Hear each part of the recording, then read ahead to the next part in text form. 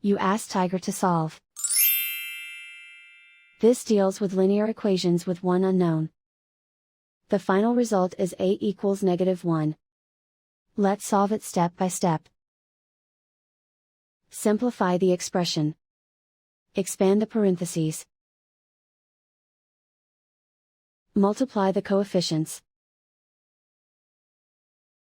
Simplify the arithmetic.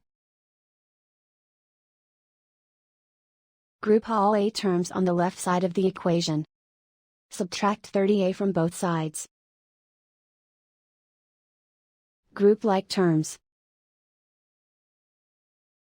Simplify the arithmetic. Group like terms. Simplify the arithmetic. Group all constants on the right side of the equation. Add 11 to both sides. Simplify the arithmetic.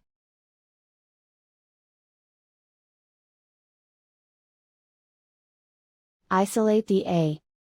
Divide both sides by -35. Cancel out the negatives. Simplify the fraction.